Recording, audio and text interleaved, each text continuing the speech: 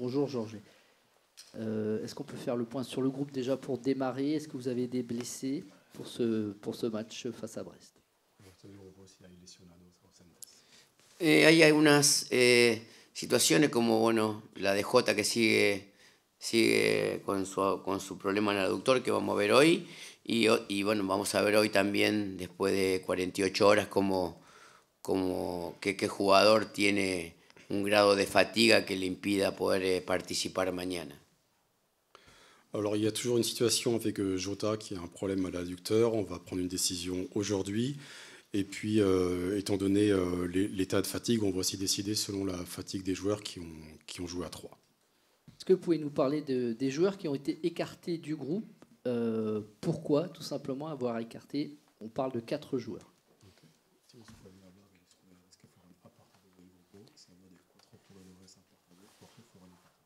No, eso era una decisión del presidente, una decisión del club, de jugadores que no estaban participando y que seguramente estarán vinculados a la salida de este mercado. Oui, c'est une décision du président qui concerne avant tout des joueurs qui ne participaient pas, qui n'avaient pas de temps de jeu, et c'est sans doute lié au fait qu'ils quitteront prochainement le club. La petite surprise, c'est par rapport à Grönbeck, le fait qu'il soit parmi les 4. Il a eu un peu de temps de jeu, lui, mais vous considérez qu'il n'est pas au niveau attendu? La sorpresa dentro de ese grupo de 4 es que Grönbeck sí ha tenido minutos. Sí. ¿Usted considera que no está al nivel que debería? No, bueno, Grönbeck me manifestó las ganas de su deseo de partir, porque no encuentra un lugar aquí desde que llegó, y que bueno, prefiere no se siente feliz y prefiere probar en otro lugar. Entonces la decisión de Grönbeck es más personal. Oui, concernant Grönbeck, c'est plutôt une décision personnelle de sa part. Il m'a manifesté son envie de partir du club. Il n'a pas vraiment trouvé sa place ici. Il n'est pas heureux. Il y a besoin d'un électrochoc, vous estimez, après cette élimination en Coupe de France? Il faut changer quelque chose à tout prix?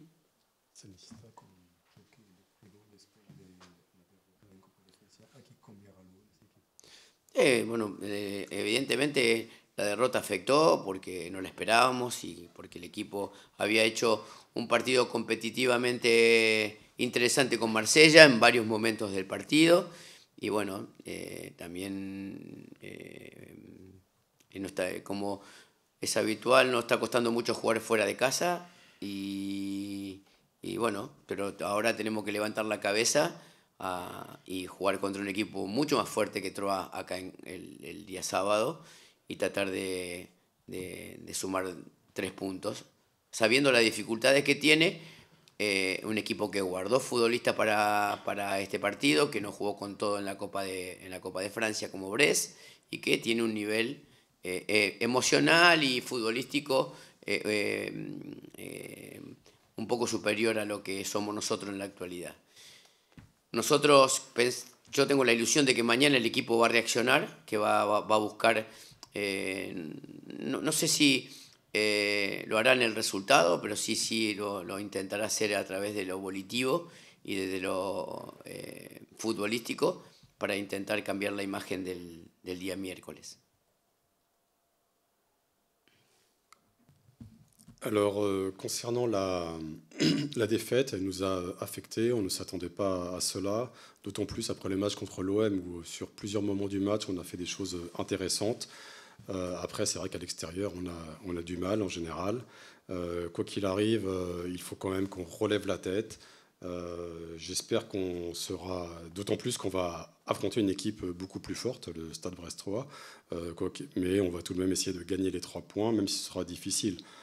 Puisque Brest est une équipe qui nous est supérieure d'un point de vue émotionnel et footballistique aujourd'hui. Et c'est en plus une équipe qui a préservé ses joueurs, certains de ses joueurs en tout cas en Coupe de France. Quoi qu'il en soit, j'espère une réaction footballistique pour changer l'image de l'équipe. Après le match, votre adjoint disait que cette équipe elle avait besoin d'amour. 24 heures après, le président il tape du poing sur la table. Vous, votre position, c'est laquelle, Georges? Est-ce qu'il faut mettre des gifles ou faire des bisous?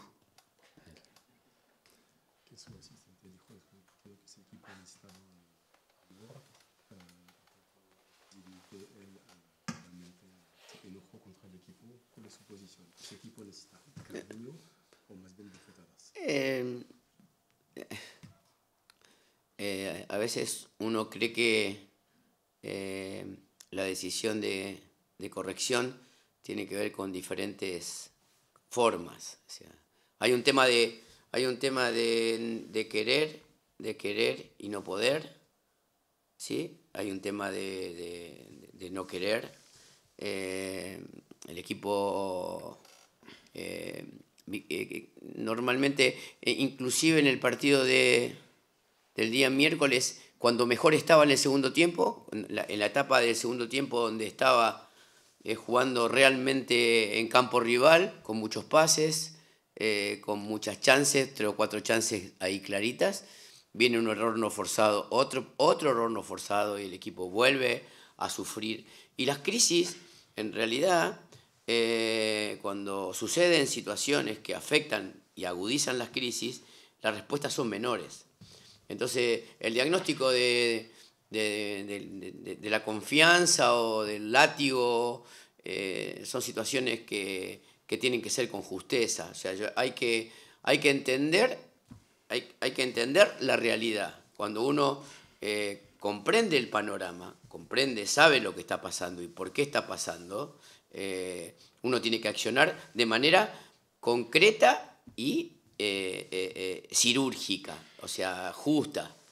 Porque si no empezamos a responsabilizar a todo el mundo y no habla no habla bien de alguien que comparte un grupo de gente que intenta, a lo mejor sin la capacidad de poder.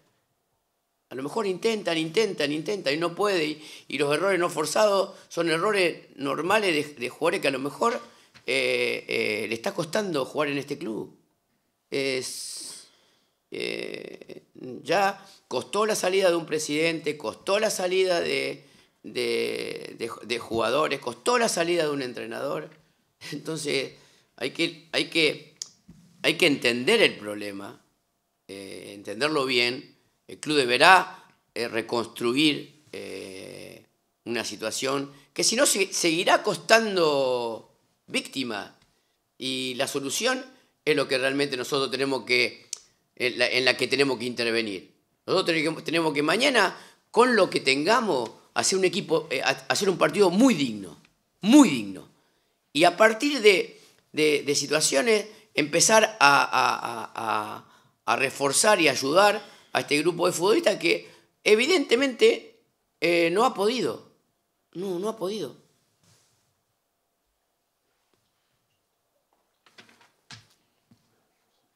Alors sur les décisions, il y a différentes manières de faire. D'un côté, l'équipe peut vouloir et ne pas pouvoir, de l'autre, elle peut ne pas vouloir. Quoi qu'il en soit, même contre 3, moi j'estime qu'en deuxième période, c'est lors de notre meilleure période, qu'on faisait beaucoup de passes, qu'on s'est créé plusieurs occasions, qu'on a finalement cassé le but sur une erreur non provoquée. Et ce genre d'erreur, au final, ce genre de résultat surtout, cela approfondit les crises. Le diagnostic ensuite, est-ce qu'il faut donner de la confiance ou est-ce qu'il faut donner des coups de fouet à ce groupe? C'est difficile vraiment de trouver un équilibre. Ce qui est important, c'est de trouver des réponses justes, de comprendre notre réalité, de comprendre le panorama du club, de comprendre pourquoi on se trouve dans cette situation. Et nos réponses, elles doivent être chirurgicales suite à cette analyse. Sinon, si on essaye un peu tout, on va perdre le fil. Les erreurs non provoquées, il y en a déjà eu aussi par le passé, et c'est symptomatique de joueurs qui ont du mal à trouver leur place dans ce club. En tout cas, cette situation, elle a déjà provoqué la sortie d'un président, de joueurs, d'entraîneurs. Donc, qu'est-ce qu'on attend d'autres victimes? Non, je crois surtout qu'il faut bien comprendre la situation. Le club doit se reconstruire. Sinon, il y aura d'autres victimes. Demain, moi, ce que je veux et ce qui est entre nos mains, c'est que l'équipe fasse un très beau match et à partir de là, pouvoir vraiment renforcer cette équipe. On a parlé tout à l'heure des joueurs mis à l'écart, mais il y a aussi des joueurs qui jouent, parce que ceux qui sont mis à l'écart sont des joueurs qui ne jouent pas ou très peu. Vous continuez à maintenir la confiance dans ces 11-12 joueurs que vous utilisez quasi exclusivement depuis votre arrivée, ou est-ce que ce que vous avez vu contre Troyes et a fortiori depuis le début de l'année, ça vous fait quand même vous questionner sur le niveau de ces joueurs actuellement? Y a hemos hablado de los jugadores apartados. La pregunta es si usted va a seguir confiando en esos 11 jugadores que juegan los últimos partidos, o lo que vio contra Troyes, o lo que vio en Fuentes, y va a ser considerar su opinión sobre esos jugadores. Mire, no son muchos los futbolistas que yo cuento como para generar cambiar una historia. O sea, lo que intento todos los días es armar un plan de partido, mostrarles y entrenarlos para el partido que le toca jugar y después tomar decisiones. Pero evidentemente las decisiones siguen siendo colectivas, mis decisiones colectivas, porque en realidad los nombres propios todavía no han podido darnos la posibilidad de resolver un partido. Yo creo que el problema del equipo básicamente es resolverlo paralelamente en el mercado, pero mientras tanto tratar de que algunos jugadores se reencuentren con la alegría de jugar al fútbol y de que puedan desarrollar sus capacidades. Estamos hablando de jugadores como Vlad, Guerí. No podemos depender solamente de Calimuendo. El equipo no puede depender solamente de un jugador. Y en eso estamos, tratando de insistir, porque uno no puede insistir en lo que no tiene. Yo insisto en lo que tengo. Y pongo el corazón y pongo la pasión. Y sé que llegué a este club y para mí empieza todo lo mío empieza mañana. A partir de mañana empieza un ciclo. No puedo mirar para atrás. Tengo que mirar para adelante. Mañana empieza un ciclo. La reconstrucción de Rennes. La verdadera reconstrucción de Rennes. Desde lo futbolístico, desde los jugadores, de la organización del club, de lo que pretende el club como club, como patente, como escudo. Es decir, un gran desafío y seguiré luchando todos los días. Y a partir de mañana y a partir de hoy, más allá de que hay jugadores que están un poco más cansados, tendrán que superar el cansancio, tendrán que superar la angustia y tendrán la obligación de hacer un gran partido el día de mañana. Un partido distinto, un partido donde la gente entienda de que van a hacer todo lo posible.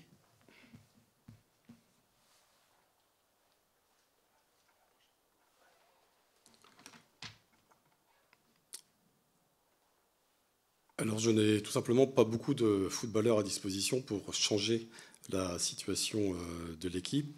Moi, ce que je fais au quotidien, c'est de toujours concevoir un plan pour le prochain match. On s'entraîne pour ce match et puis moi je prends mes décisions. Mais mes décisions sont toujours basées sur le collectif, d'autant plus que finalement les individualités au sein de cet effectif ne résolvent pas de situation, ne marquent pas de différence pendant le match.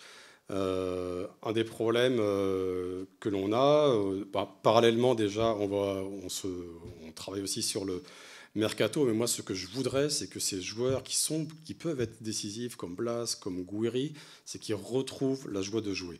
On ne peut pas seulement dépendre de Calimuendo. Donc j'insiste avec ce que j'ai et je peux vous assurer que je mets tout mon cœur et toute ma passion dans ce travail. Concernant le Stade Rennais, pour moi c'est un nouveau cycle qui va commencer demain parce que je ne peux pas regarder dans le rétroviseur. Ce qui m'intéresse vraiment, c'est ce qui va se passer à partir de demain. Et pour moi, demain doit commencer la véritable reconstruction du club, le club comme entité, comme écusson, comme équipe. Donc c'est un grand défi qui se présente devant moi. Et demain, j'espère vraiment que les joueurs vont dépasser leur fatigue, leur peur, parce que pour moi, ils ont l'obligation de faire un grand match. Ce qu'ils doivent montrer aux fans. Coach, vous parlez de ces joueurs offensifs qui ont du mal à se libérer, à faire des différences comme ils en ont la capacité a priori, Blas ou Gouiri.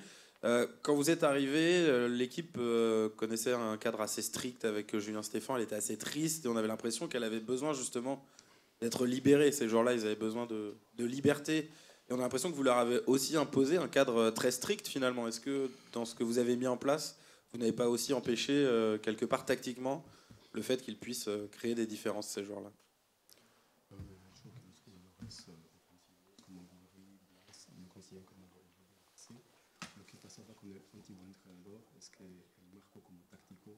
Demasiado estricto, eso hacía que ellos no jugaban con libertad. Y la pregunta es si usted también no puso un marco como demasiado estricto y es responsable del hecho que... Mire, la verdad que uno tácticamente lo que trabaja, para mí el sentimiento futbolístico es de ataque, y el ataque, para mí, nuestro ataque posicional es un ataque en el cual cada uno, lo que le estamos intentando dar a cada jugador es tiempo para que pueda atacar, pero no creo que una cosa anule la otra. O sea, la creatividad y el repetir esfuerzos es responsabilidad volitiva, anímica de cada jugador. Si yo tengo a jugadores con la capacidad de Guarí o de Blas bloqueadas, en el tema de asistencia, en goles, el equipo seguramente lo va a sentir. Sí, creo que cuando el equipo rival nos convierte en Troyes, el equipo se deformó. Y ahí cada uno fue un poco más anárquico. Y la anarquía no nos dio nada. O sea, no nos dio nada. Al contrario, nos generó que Troyes nos hizo ver 6 acciones mano a mano con nuestro portero. Si usted quiere eso, yo no, sinceramente no lo comparto. Alors tactiquement, on essaie de travailler vraiment la position des attaquants. Ce que l'on veut, c'est donner du temps à nos attaquants. Ensuite, moi je pense que la créativité, le cadre n'empêche pas la créativité. Le problème, c'est que j'ai des joueurs qui ont des capacités comme Gouiri, comme Blas, qui peuvent donner des passes décisives, des buts, mais en ce moment, ils ne le font pas, évidemment. L'équipe le paye.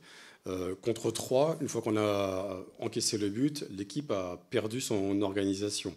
À partir de là, on a joué un football plus anarchique et ça ne nous a absolument pas aidé puisqu'on a concédé au moins 6 occasions de 1 contre 1 face à notre gardien. Donc si vous voulez ça, moi je ne partage absolument pas ça.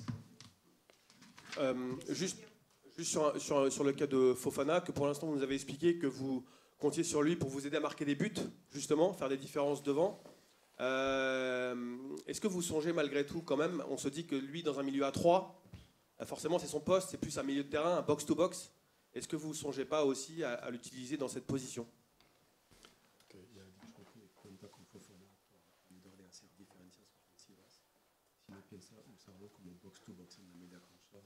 Sí, en algún momento sí, pero como la estructura del 3-2-2-3 que estamos utilizando nosotros es la que nos da por ahí la posibilidad de una distribución equitativa en el campo. Fofana, para hacer box a box, tiene que encontrar su mejor versión. Y claro, seguramente cuando uno la vea o cuando yo la perciba, seguramente la utilizaré porque él se siente a lo mejor más cómodo en esa posición. Pero hay 2 momentos en el fútbol, con el balón y sin el balón. Y si los ataques prosperan, muy bien, y si los ataques no prosperan, las transiciones que hay en este país son tan rápidas que cuando el equipo está mal posicionado numéricamente e inclusive en la distribución en el campo, seguramente va a sufrir. Y cuando sufra seguramente le va a acontecer lo que le pasa en algunos partidos cuando se desespera, pierde el plan, pierde la convicción en lo que está haciendo y realmente se expone.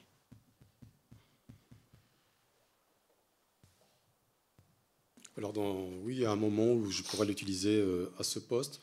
Ensuite, dans notre structure. Dans notre structure qui est 3-2-2-3, ce que nous cherchons, c'est une distribution absolument équitative de nos joueurs. Donc, dans l'état de forme actuel de Seko, je préfère l'utiliser à ce poste-là, mais quand il sera en forme, il pourra évidemment retrouver cette position de box-to-box où il se sent mieux.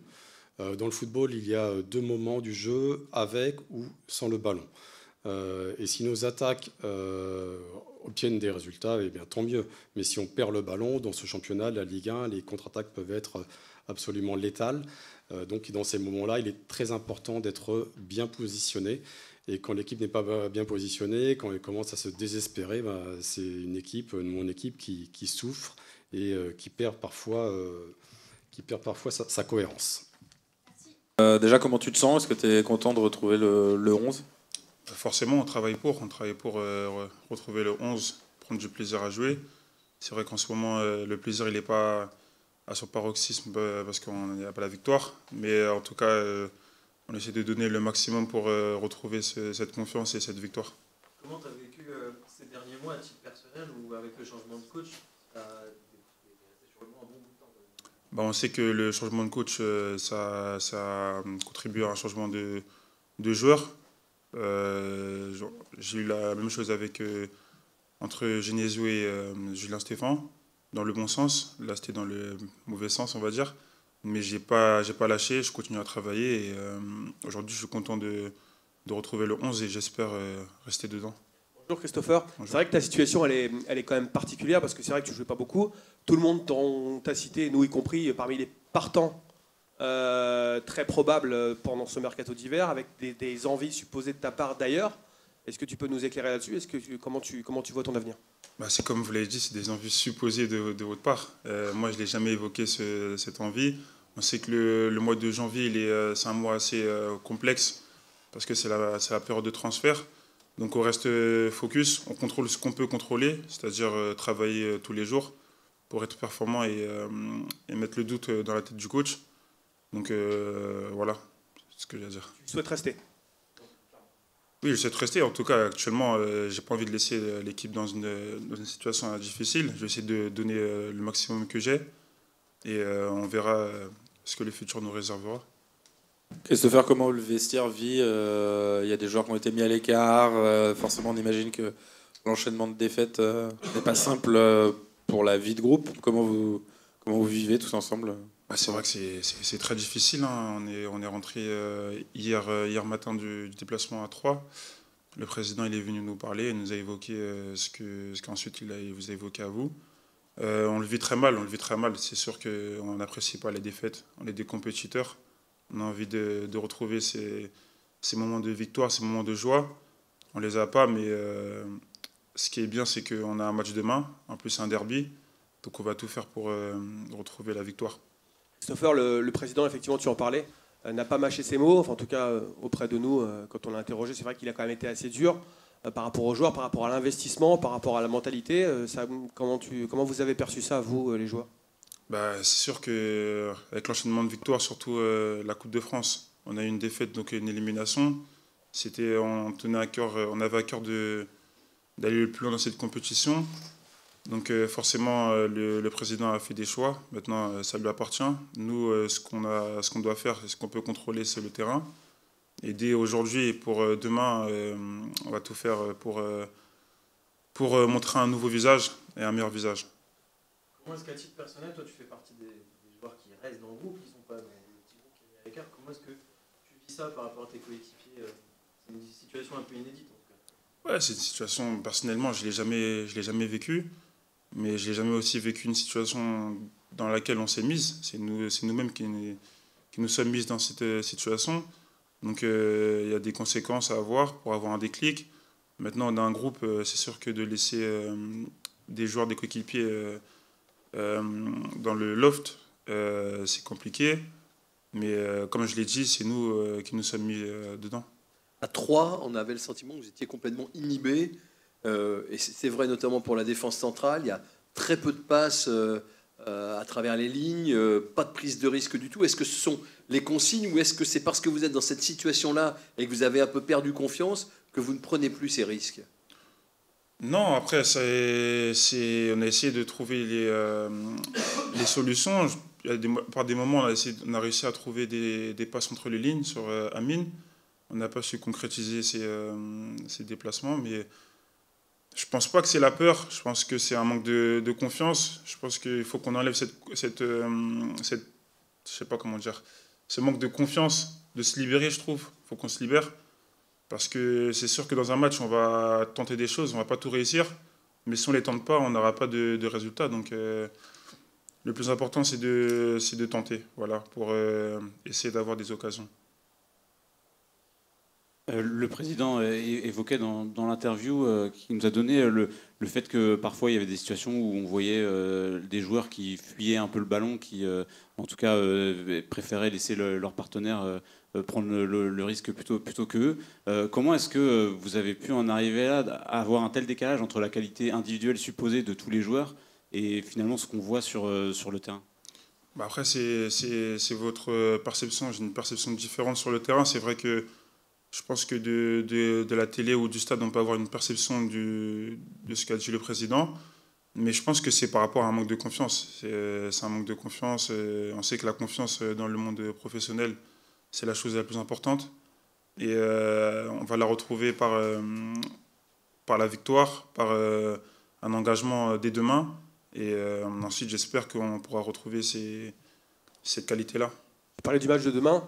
C'est vrai que c'est un match très important. Le coach parlait du début d'un cycle, peut-être de reconstruction. En fait, en tout cas, c'est ce qu'il espère que ça va démarrer demain. On peut aussi s'attendre quand même à ce que le public, on ne sait pas comment va réagir le public. Il peut y avoir de la tension. Comment ça te... Ouais, bah c'est normal. C'est normal que nous-mêmes, en premier, on n'est pas satisfait de ce qu'on fait. Donc c'est normal que le public ne soit pas satisfait. On espère que demain, ils vont nous encourager parce qu'on a besoin d'eux. Nous, on va essayer de donner le maximum sur le terrain. On est maintenant à mi-chemin dans le championnat. Donc c'est le meilleur moment pour retrouver un nouveau visage. Et surtout que c'est un derby. Donc c'est le meilleur moment, je trouve, pour retrouver un nouveau visage. Christopher, est-ce que tu peux nous parler un petit peu tactiquement de comment vous vous sentez dans cette ligne de 3 défensive, notamment avec ballon? On a l'impression que vous avez parfois un petit peu de mal à trouver des décalages, à créer de la verticalité, à trouver des passes à l'intérieur. C'est parfois un petit peu compliqué. Est-ce que tu ressens ça? Est-ce que vous êtes à l'aise tactiquement dans ce système? Oui, tactiquement, on travaille très très bien tactiquement. Je pense que c'est le point où on travaille le plus avec le nouveau coach. Maintenant, comme je l'ai dit auparavant, je pense que c'est un manque de confiance parce que des fois, il y a des angles de passe qu'on peut trouver, qu'on ne va pas tenter parce qu'on a, entre guillemets, peur de rater. Donc je pense qu'il faut enlever cette peur-là et jouer notre football comme on l'a toujours fait. Moi, c'est le système dans lequel je me plais le mieux à 3. Donc je pense que ça doit partir de nous derrière déjà, de donner la confiance. Et ensuite, je pense que ça va le faire.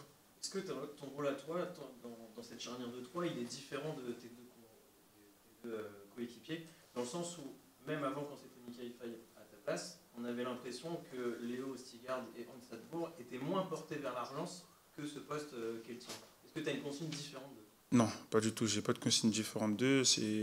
On doit essayer de... Bon, après, je vais pas dévoiler les tactiques que le coach nous dit, mais... non, mais après, l'adversaire, il va voir. C'est ça qui est pas bien. Mais non, pas forcément de consigne autre. C'est chacun son profil. J'ai envie de dire peut-être que Stigard, il a un profil plus défensif. On sait que Hans, de base, c'était plus un latéral, mais qui est très bon aussi défenseur central. Donc je pense qu'il faut se libérer, comme je l'ai dit auparavant, il faut se libérer et ça va le faire.